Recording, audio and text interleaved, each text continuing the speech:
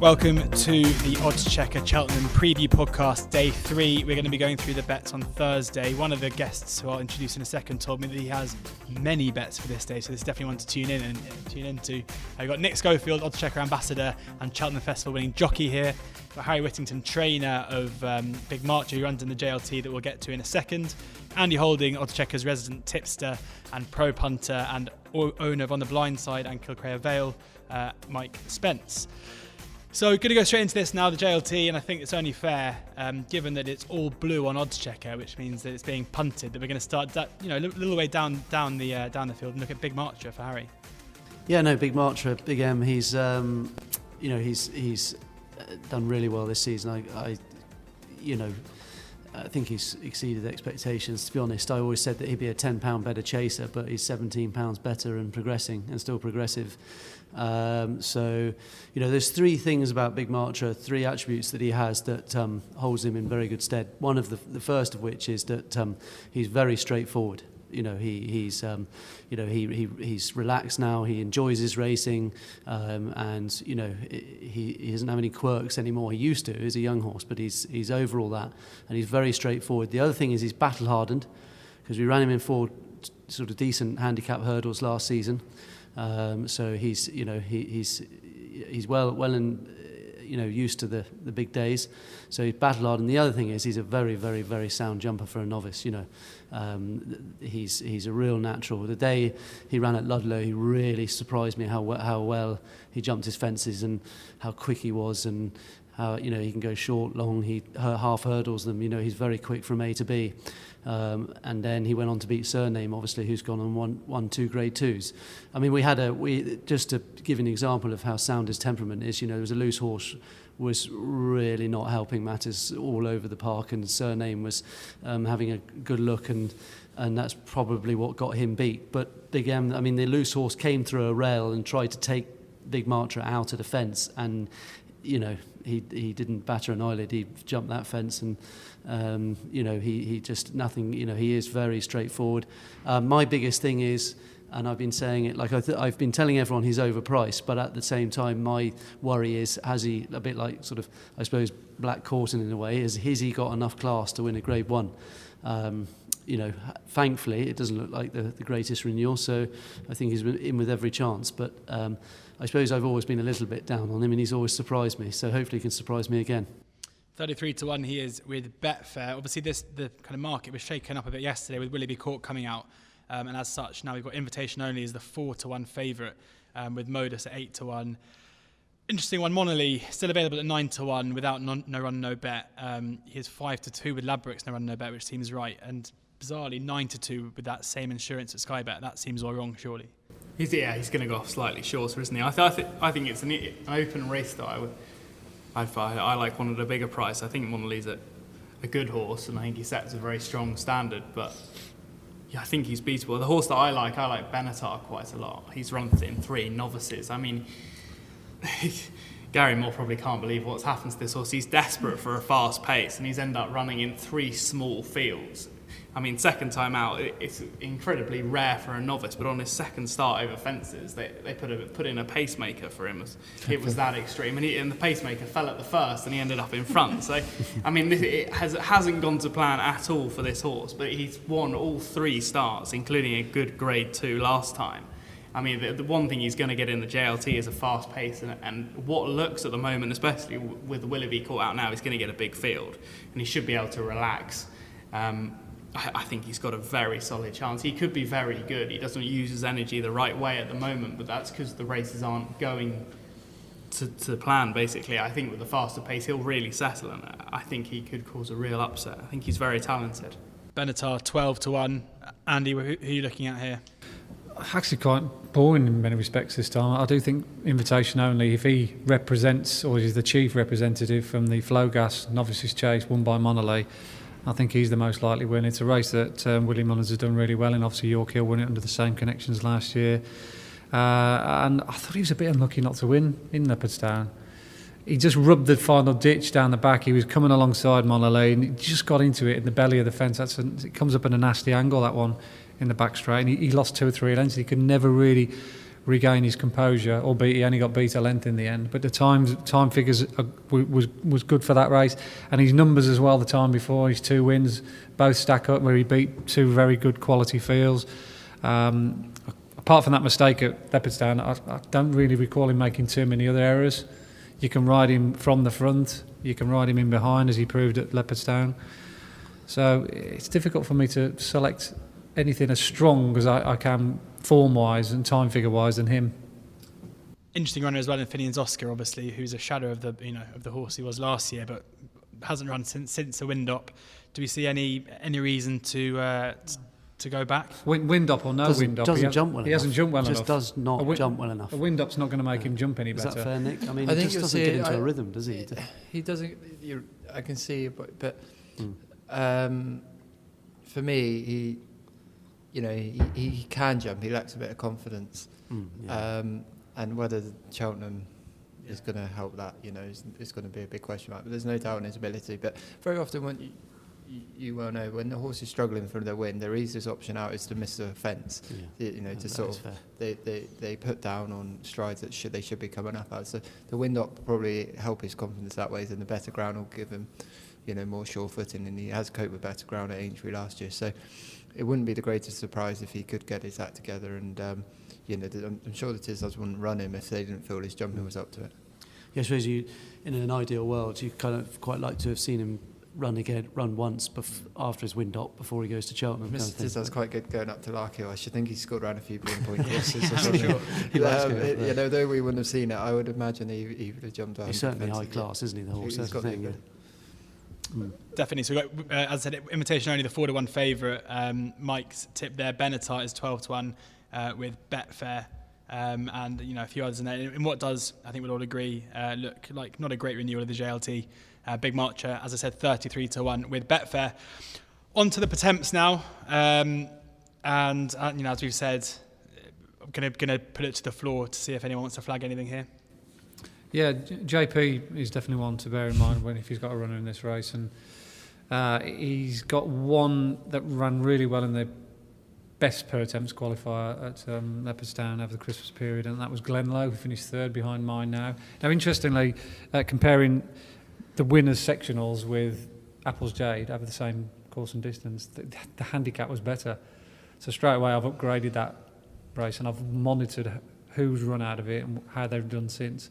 And there's been about 3 or 4 individual winners scattered down the field, and that was his last run. He hasn't run since. He's got some good form prior to that as well. He was second to a horse called Oscar Knight the time before. He's a bit gawky. He's a bit of a brain dead horse, but he's got a lot of ability. And Luke Dempsey rode him that way, and it looks as though they were just getting him qualified. 10-1 with Winner. Yeah, so he's definitely one. And the other one's Protect the Flow, Nicky Henderson's horse, who was very impressive on the numbers when he won at Wincanton 2 starts back. And then they qualified him at Huntingdon, which a track which really wouldn't have suited him. But it was a stop-start race. Taj Badalandabad won the race and basically just did him for foot. But he looked all at sea round Huntingdon. He's a big, long-striding type that just basically couldn't get out of his own way. Barry was sort of like after him down the back straight. He looked like he was a lost cause, but he kept on plugging away and finished 3rd. I just think he wants a more severe test like he got when he won at Wincanton. So those 2 JP horses have been my 2. 33-1 Protect. Really? The Is he Flow, big as yeah, that? God, with if he got soft ground, he'd be a massive player. That's not no run, no bet. But you can get 25s NRNB with 365. Mike, looking for you for a couple of darts here. I like 2 really. I like Who Dares Wins. I think this horse has been absolutely laid out for this race. He was 3rd in the Coral Cup last year. The Yard have had a 1-2 in the race before. I mean, 3. He runs in the Cesarovich. I think he won the Cesarovich last year. He's a very strong stayer. I mean, he ran in the qualifier at Kempton where he ran well. I don't think that obviously wasn't his derby, basically. He was just being prepped for this race. I know he has had a tiny injury since, but it's not been anything to stop his preparation, if that makes sense. I think that's Who Dares Wins. He's a very live player in the race, I think. And one more of a slightly darker horse who sort of hasn't come out of nowhere, but he sort of went missing mid-season. He's Callop Mad, and he was sent off favourite for the Novices trial that on the blind side won at Cheltenham. Very, very highly campaigned as a novice chaser. things haven't really gone to plan. He obviously bombed out behind on the blind side, but was swiftly given a wind off. I thought it was interesting they ran him at the end of January, where, given that he didn't run that well, but they whisked him out 7 days later, I think it was, to win a handicap, which was a per temps qualifier. He's a very strong stayer himself. I think he'll relish the 3 miles, and he's always been campaigned as a horse that's been thought of as a pattern horse, basically a graded horse, and I'd be surprised if he's not better than 142, given that he's won last time and he's had a wind up, basically seems to have rejuvenated him. There's every chance that I think he's always been campaigned like a smart horse, and if he fulfills what they think, I think he's going to run well, and he'll relish the test there as well. He's got some good form at Cheltenham as well. Who Dares Wins is 16-1 with Skybet and Calvados there, who ran behind on the blind side. No shame there. 20-1 with Bet365. Any more to add, guys? I think it's more of a easier race for punters to look at, because I think 5 years ago you only have to enter to qualify. Now you have to finish in the first 6. So horses have to show a bit. You don't get a Bona Vista that's got loads of zeros by his name, suddenly pops up in the Potenza and wins, So I think it's an easier race. The horse I kept an eye on, I watched at Warwick qualify, finished 5th, which is just out of it, and won by the time for the organist, is it, Oliver Sherwood. Highly talented filly, stays very well, and another JP McManus horse. So, but that's, I just thought Slippers Madden rode it that day, and she had a nice run and was sort of always going to get 5th. It looked like a qualifying run without suggesting otherwise. But I thought she's one that stood out for me. So Glenlow, Who Dares Wins, The Organist, Cat Mad, and Protect the Flow. They're your first 5 home in the Potenza. Lovely. So moving on now to the Ryanair Chase. Undersold at the top of the market. I was slightly surprised by the price still available. Is that another clanger from me? I'm desperate to lay him and desperate to take him on, but given what's currently in the field, I actually think he's a big price at what he currently is. There's just nothing in this race anymore. It's such a shame, isn't it? It's that such waiting a shame, patiently, it's not going to. It's fallen apart. Not going to take part. Will it take part though? It might run. I hope so, because if he turns up, I hope it does as well. For some context, we've under Undersow's 3-1 best price for Sporting Bet, waiting patiently 4-1. That's with black type and top notch 7-1 across the board.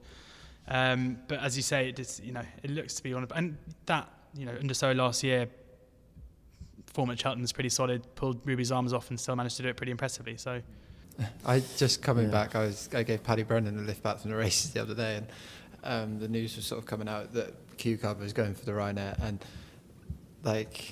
with a person not never taken drugs, because obviously you can't as a dick, but it felt like when he heard the news it was going for the Ryanair, he was pumped. And all I think I can say, you'll have to get past Paddy Brennan and Q-Card. I'm sure he is. It would be the most popular winner of the week, wouldn't it? Wouldn't it? And it would be absolutely take the roof off the.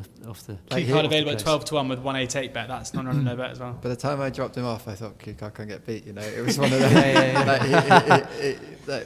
I think the fact that he got jocked off for a run, and then I was back on him, and the way he rode it at Ascot, and obviously waiting patiently, he's come from behind that day and did him. But I think I think Q Card showed something there. Although he's probably older now, but he's gonna they're gonna have to be tough to get past him. How do you assess that race, Andy? That waiting patiently, finishing ahead of Q Card. Obviously, Q Card's got the Cheltenham form. Waiting patiently hasn't. But on the day, waiting patiently was brilliant. Q-Card basically just gave his everything, and still the Jefferson horse was too good. I actually thought he won with a bit to spare. My only reservations about either of those two is that they both had incredibly hard races close to the festival. They both left it out on the track. I mean, Q-Card literally strained every sinew, didn't he, to win that day. Can he bounce back again? I mean, can we ask a 12-year-old to go deep as he did that day? It's definitely the right decision. After that hard race, to run him in this rather than ask him to run in the Gold Cup, I mean, that would be a nightmare. Underscore, because he's no spring chicken either, but he was awesome last year, and his 2 runs so far this season have done nothing to put any negativity against him. He was good in Cork first time, and he floated around Ascot the other day. He's had a great preparation, nice and smooth. He goes on any ground. Obviously, he's better on soft than he's good, but he was good last year, and he still won easily. He jumped great. But if there is a one fly in the ointment, and that's Balco de Flo, Henry de Bromhead's horse. Amazingly, since its inception in 2005, Gigginstown obviously sponsored the race. They haven't won it yet, and they've sent some proper horses to this. Don Cossack amazingly got beat in it. And they had, I think, the favourite last year, one of the favourites, Empire of Dirt, who was a real good, strong gamble, and he didn't win either. So it's a bit of a hoodoo race, but he's a very talented horse, Balco de Flo. He won the Galway Plate on decent ground, and he beat a good field that day, Shane's Hill, blah, blah, blah. And then they tried him over 3 miles last time in the Christmas Chase, and he had everything off the bridle turning for home, and he just didn't get home, and Road to Respect nailed him. But this is definitely his trip. A strong run, 2.5, and he was going really well at the top of the hill last year in the JLT when he fell. And I actually did the sectional times. I know this is a bit crass, but it's the only evidence I've got to suggest he would have.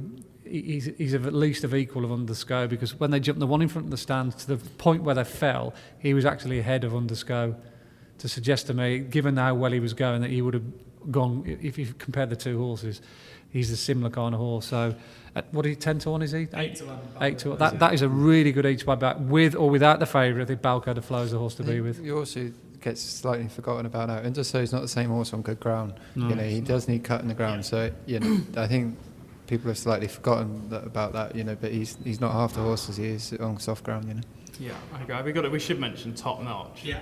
I mean, it was. I'm not really sure what happened at Ascot last time. No one seems to really have asked the question. He missed a couple of fences. He did, yeah. It wasn't himself, but I think his JLT run from the previous year, and his runs in he was brilliant first time up at Ascot this year, and he won the Peterborough well. It's a big question mark what happened last time. No one seems to really know whether it was just very flat. Ascot's his track as well, which is I really fancied him that day as well. It leaves a big question mark, but it wouldn't be, if it was good ground as used, that's when I'd want to take Underso on. His record on good ground, he's been second behind Sprinter Sacra twice, but if you read into that form, he had Special Tiara and nose behind and Dodging Bullets a length behind on 2 runs. On soft ground, he's beating them out of sight. It wouldn't surprise me if Top Notch was to bounce back on good ground and against Underso. And also, Q-Card's going to be taking Underso on from the front. Yeah. They're going to go hard. Top Notch 7 to 1 across the board, and also after Andy's tip there, he's tipped up 2 Deflos in a row there, the Potenza and then the Ryanair Chase. So the 305 to 1 for the Deflo, Andy holding double. That is with Betfair. Protect Deflo to win the Potenza, and then Balco Deflo, and then I'm sure the beer will flow. Sorry about that. Right, moving on now, as quickly as I can, away from that absolute clanger to the stayers, where we have Super Sunday, having just won over 2 miles, is now 4 to 1 favourite for the stayers. Yamworth at 5, Sam Spinner at 5, 10 to 1 bar. I know there's one you're quite keen on here. Nick, I'm going to come to you first in the stayers. How do you see this panning out? I said Sam Spinner for the reason I like these 3 mile division. If you look back in previous years, last year you had, Harry was on a run 1-1-1. So I know he got beat, but he was bang there. And the year you had Big Bucks, the year before that, you always sort of get horses that are sort of prominent in the thing. Whereas this year it's very much more wide open. Big Uggles obviously won the Grade 1, but Sam Spinner's the one that sort of stood out for the English form, and I love the way he goes about. He's very uncomplicated, good jumper. Is an unknown trainer, and I just personally think, if it was trained by Nicky Henson or Willie Mullins, he'd be half the price. And Sam Spinner for me, I love the way he goes about his business, and he's uncomplicated. And but I also got a massive fan for Lamy Surge. I know a lot of people don't like him. I thought he was extremely unlucky in the Sky Bet Chase. Nothing went right for him. Still under the weight he was under, to come back and like he did just shows what an engine he is. And he's might have won with a clear run. Yeah, exactly. And great form in the spring last year, winning the French Champion Hurdle. And he's the one with the most class in the race. And apparently he worked very well at Kempton. I read the other day. So Lamy Surge is probably the one I'd fear for Sam Spinner most. But I love. It's interesting. I mean, looking through that, because obviously Sam Spinner finishing ahead of Lamy Surge last time, and you've got a fair few in that race in behind also enter for the race. You know what I mean, Harry, and the World's End as well. So it could be an interesting race to kind of keep an eye on. Yeah, and Ascot, I don't know what you think. I think it's very hard to come off the pace. Yes, definitely. But he does like to be dropped in. Probably on the new course at Cheltenham, it's very much easier to come off the pace. Yeah. For Lamy Surge to sort of, you've got a long run from 2 out to the last plenty, whereas Sam Spinner will be on the front end, and everyone that challenges, he's going to have to keep fighting off, and he's going to have to be very tough come the last to sort of, because Lamy Surge will probably be the last one to challenge, and he'll be a bit fresher than what Sam Spinner will be, so that's worth bearing in mind. Almost won a county hurdle, didn't he, a year ago? 12 months on, he's running in the stairs. It's a really good point, actually, Nick makes about that Ascot race. They kind of like splintered, didn't they? There was I think, was it Little Rockefeller and Sam Spinner was like here, and Lamy Surge in typical fashion was dropped right out the back. So he's had to make his ground up to get to Sam Spinner. And it looked like half that he was going to go and win jump in the last, and obviously the other one who was more prominently ridden had a bit more energy left because he was better placed, and then he outstayed Lamy Surge on the running. But it's a classic each way. But I love backing these horses that, like My Tent or Yours, the obvious each way horses, the Sco Rails, and put them in each way multiples. Man off my heart. Yeah, exactly. He's going to be in the first three. They add up. These, if you keep back, you can get 15 to 7 to 1 Sco Rail, 10 to 1, 12 to 1. Quarter of the odds, they become great bets, and you can pretty much set your clock with Lamy Surge. You know he's going to travel. You know he's going to get to the business end without almost knowing he's in a race. And he definitely comes good at this part of the season. I agree with it. He should have won the Sky Bet. I mean, Davey had a nightmare on him, didn't he? Jumped in the back of horses early on, and then he couldn't get a run down the straight. And he had top weight, exactly. And he had top weight. Round Donny coming from the back as well. I mean, to be fair, he's run a Herculean race without winning. He always looked like the winner too, didn't he? You just sort of, you could just see him creeping in, and you just thought he's going to do it, and then he was just, a wall of horses, and literally just could not get through. And then there's a slight gap, and he teased you all the way through the race. He thought, is he going to win? Yeah, he's going to win. But it's all about prices for me. If he was 2 to 1 favourite in any race, I wouldn't touch him with a barge pole, because the win side of the bet is always under threat. But from each way place perspective, it's a different ball game. And the race will definitely be run to see, because you know what I mean, Harry Holstone, Sam Smith, there's plenty on the front end, and they're all going to be taking each other on, whereas he'll just be taking them on at the end. What price is he? Lamy Surge is 12 to 1 pretty much across 12 the board. to 1. No, it's a great... Another one rubber stamped, I think, here. Well, again, it's probably a bet for the day, because you're going to get quarter of the odds 4 places. Some firms will go 5, guarantee you, to draw you in. I mean, it's worth mentioning to people listening that actually, if you're going to have these each way bets, it probably is worth hanging around for another week or so when the firms do start doing their extended places. Because at the moment you're getting a fifth of 3, and you might get clipped in a couple of ticks, but you're going to get better, more favourable places, closer to the week. We haven't really spoken about Super Sunday or Yarmouth yet, and before we move on, it's going to come to you, Mike, to see how you assess the chances of those top 2. I think it's not really a race I'm keen to get involved in. I mean, if I was really pushed, Yam was such a classy horse on his day. It's hard, quite easy. Well, hard or easy to forget, depending on which. I haven't forgotten it, but a lot of people have forgotten that he's running. He was very strongly fancied for the Champion Hurdle, and I've spoken to Alan King a number of times at racecourses, and he's always been so negative about this horse running over 2 miles, and this was when he was winning over 2 miles. And he's always thought this horse was a 3-miler. He got beat in the Champion Hurdle, and then they stepped him straight up to Aintree and won over 3 miles last year.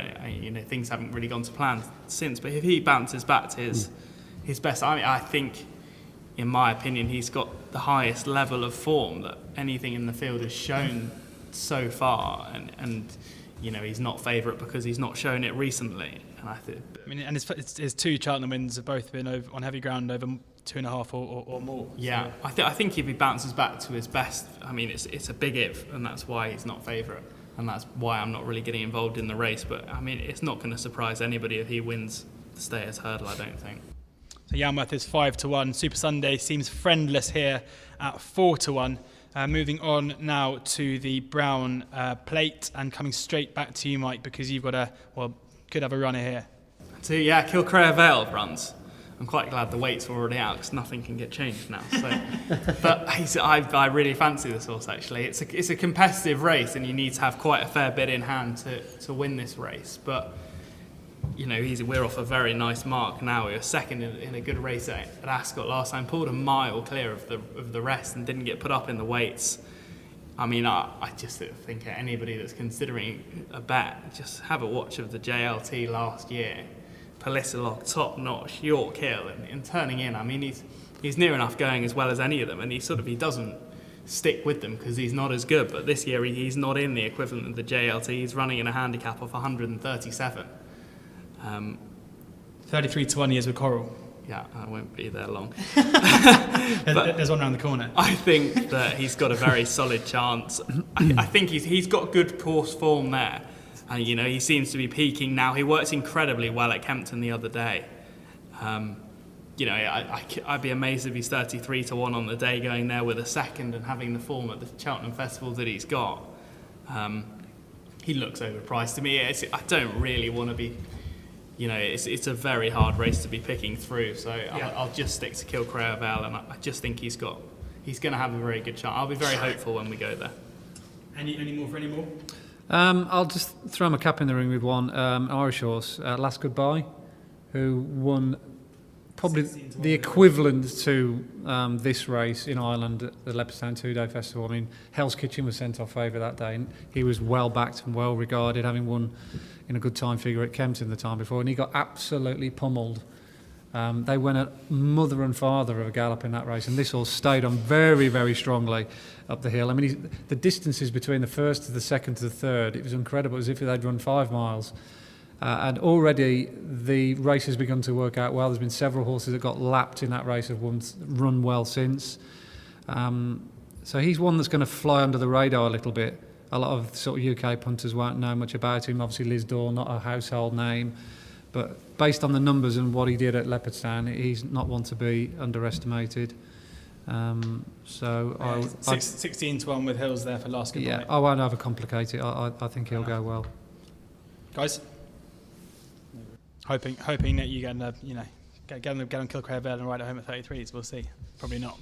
Moving on, trying to set it up. I'll take the cut. Right, moving on now to the Mayor's Novice Hurdle. Again, Mike, coming to you first. I'm a big Lorena fan. I think she could be something quite special. She hasn't had much racing. There's obvious worries about the going, but Willie seems to think that, you know, the vibes coming out of the Mullins camper that she could be something special, and she couldn't have been more impressive when she won first time. So for me, my hat is firmly on her. Lorena is 11 to 10 with Betfair Sportsbook best price. You know, you normally see Mullins have a couple of these. Normally, you know, decent record with mares as well. So looks like a fairly solid favourite. Yeah, I've been asked quite a few times already what's my best bet of the week for about a month, and Lorena's it. I'm not really a short price favourite, man, as you can tell by the horses I've been tipping today, but this is an absolute aeroplane. Willie says that as well, doesn't he? Yeah. He says this is. It should be odds on. Highly talented. It should be odds on. It's a clear round. If it jumps a clear round, it'll win. I love Maria's Benefit at the English horses. I think she's hugely talented. But she went to the World last time at Doncaster. Yeah. So I don't know if and she's a mare as well. She had an incredibly hard race. And Irish Row didn't really. Irish Row, no. Yeah. Although the ground was against Irish Row, to be fair, in the Newbury race, but Lorena's only run on very soft and heavy, hasn't she? But that would be a slight question mark if it's good ground. But at the end of the day, the vibes are just she can't get beat. So. That was a good race she won as well at was it Fairhouse or Punchestown? Fairhouse. Yeah, she beat a horse called Alatrix, one of Jessica Harrington's, who won a very competitive handicap next time at Leopardstown, and she left that for absolute dead. I mean, she was literally going 2 to everyone's 1 on the run in, and she wasn't even being extended. Her legs were going like, it's like one of those cartoons when you see her. How did she go off 13 to 8 there? I know. Presume Ruby will ride. Marie's Benefit will just set a lovely target, and Ruby will just be out. It doesn't matter how fast Marie's Benefit will go, it'll just be sitting in behind and do it. All aboard. All aboard the Lorena. All aboard Lorena. Perfect. And then the last one of the day before we get on to your naps. For the Thursday is the Kim Muir. Gonna, again, with these handicaps, just open it to you guys to tell us who to keep an eye on. Derek O'Connor. Yeah, Or or Jamie Jamie Cox. Cox. Yeah. Exactly what I was going to say. I think we need to see the shape of the other race first, the Ultima, to see who runs in that. The sneaky one is definitely that Maldini of Patrick Kelly's. We know what Pat Kelly does with his horses, campaigns them very sparingly. He's given this horse 3 runs so far this season in 2 mile handicaps and 2.5 mile handicaps. It's like, and he's entered in everything apart from the boat race, I think, at the festival. So whatever race he chooses, and I've got a sneaky feeling he'll use this race with a good amateur. I'd suspect Maldini will be quite a significant punt. Maldini 8-1 pretty much across the board at the moment. By the sounds of things, that may not last long. Any other flag? I think he's probably. I mean, it's hard to. That Succateur, I think is how you pronounce it. He was sent off favourite last time, and he was going. Is that Ben's horse? Is it? Gordon Elliott. Was going very. It was 5-1 favourite last year. I mean, and he was going very well when he unseated 3 out. I mean, these 2 horses look like they've been absolutely lined up for this race. I mean, I could struggle to back anything else in the race. I mean, I think those 2. I'd be amazed if Maldini doesn't run. He's off the same mark as last year. And I think that they didn't quite ride him as prominently as they should have ridden him. And off that mark, I think they'll definitely go for the Kim Muir. I'd be amazed if they don't. But those 2, I mean, they're too big. They're not plots, but they're horses that have been very carefully minded towards this race. Codd will be on the one and O'Connor will be on the other. Codd's going to be on the Elliott horse. So Maldini is 8-1 across the board, and still a bit of 7s around on Squatter. I think I've never known how to say it. I think they'll probably go off 9-2 and 11-2, whichever way around. So nice, you basically back them both at about 5-2, I guess. That's maybe the way to go.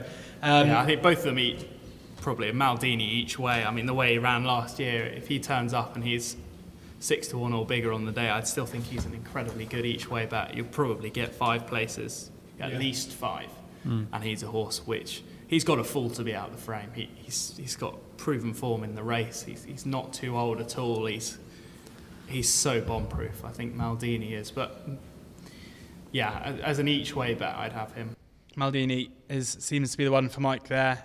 Gonna now move on to the naps. Come to each of you. Going to start with you, Mike. What's your napper Thursday? Lorena will win. She's my nap. Lorena 11-10 will win, more than double your money. Andy? Lorena, boring. This is exciting, not boring. But yeah, okay. I'll tell you what. Mike's had Lorena. You know I fancy that anyway. So I'll put up Balco de Flow each way. Balco de Flow at it's 8-1. a really solid each way alternative to Undersky. Yeah, Balco de Flow. That is for the Ryanair at 8. Nick?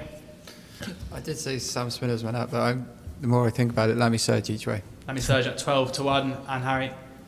Big March each way. Big March, 33-1. He's seen the blue on Oddschecker, and he's decided to get on before it goes. Cheers, guys. And make sure you listen. We're doing one of these for each day. So there's a Tuesday, a Wednesday. This is a Thursday and a Friday, and the videos will be going on YouTube as well.